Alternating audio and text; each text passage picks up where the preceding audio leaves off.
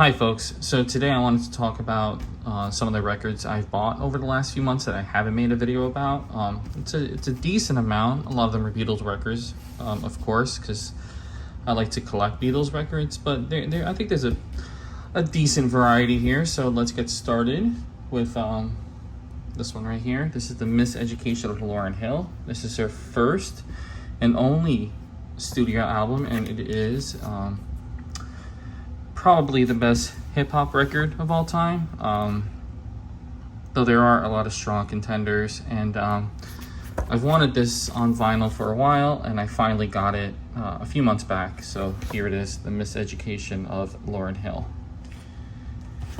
Next up is the Rolling Stones' Let It Bleed. Now this here is the 50th anniversary edition that came out a couple years ago. And this is remastered and all that. This is not my favorite Rolling Stones album, but it is one of my favorite, and it's part of like that Jimmy Miller era that was probably their most prolific period, and definitely my favorite period of Rolling Stones. So here it is, the Rolling Stones' Let It Bleed. Next up, we got the Libertines' Best Of.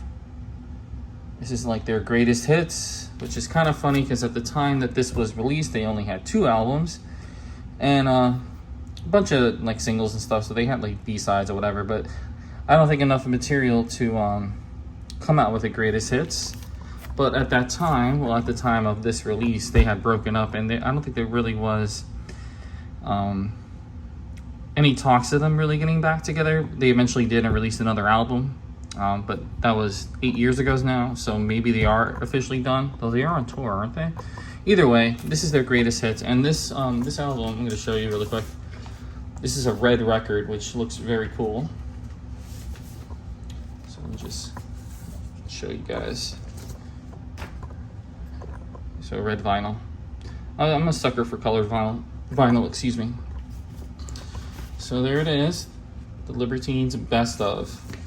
Libertines is one of my favorite bands. The tattoo that I have on my left arm, which you've probably seen in my videos, is actually the same one that Pete Doherty has. Not a good idea to get it, but I was like 21 when I got it, so you don't make the best decisions when you're that young.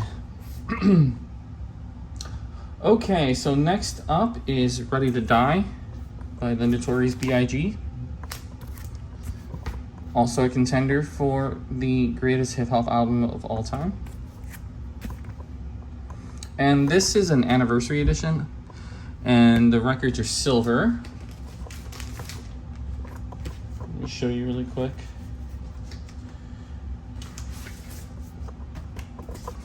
Cool bad boy label, and we got the silver record there. So very cool, really happy with this. I do want to get Ready to Die. I'm sorry, this is Ready to Die, Life After Death. They did come out with an anniversary edition, but it's only like this giant box set that costs like $200, and I'm not ready to spend that kind of money on a box set like right now. Okay, so next up are like the Beatles and Beatles related albums that I got in the last few months. I don't think this is all of them, but these are the ones that I can remember that I haven't made a video about. Anyway, let's get started. We got Extra Texture. I think this is George Harrison's 4th solo album. There's some okay songs on here.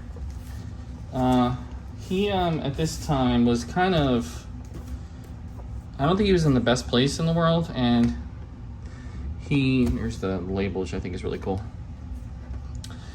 He I think was fighting some demons at this time, and it kind of shows in the songs that he was writing. They were not his best work, but still a really good album in my opinion. And I love the album cover, and I love that this has like a faux leather texture, and then you got that cool kind of tweaked out picture of George there, but oh no, not him again.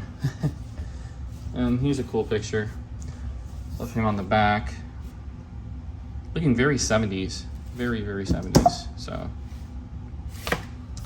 okay, so let's keep going. Next up is another White Album. I'm like 99% sure that this is an unofficial release.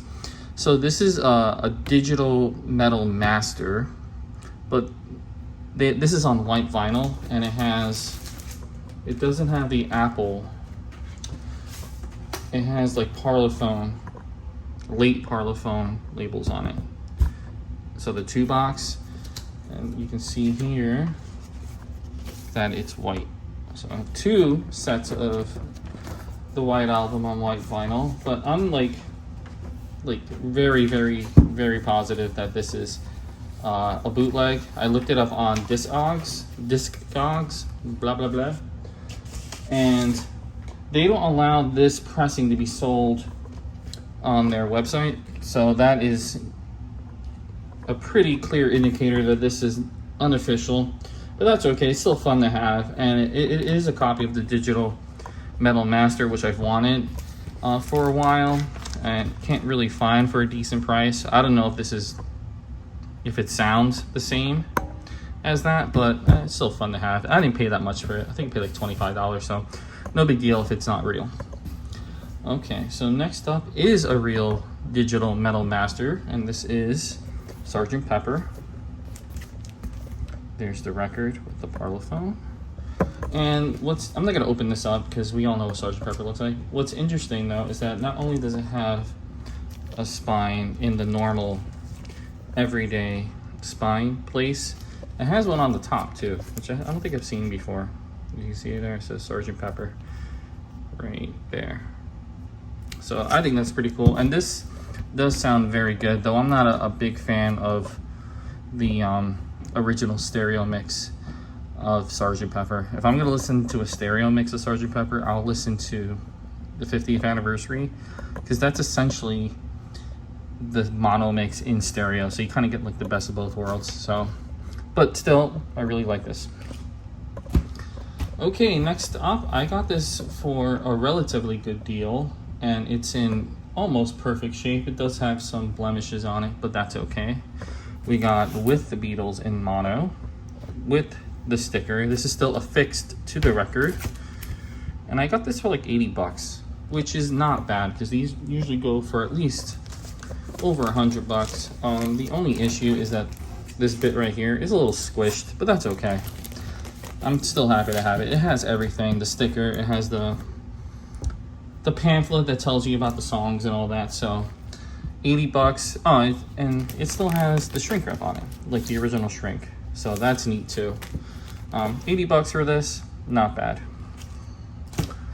Okay, next up, and I think I paid like 70 bucks for this, so I'm pretty happy that I've been kind of diligent in looking for the best prices for these.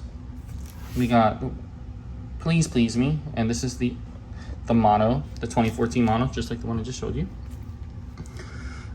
This is in really good shape too. It doesn't have the sticker, but it does have the pamphlet, which is cool.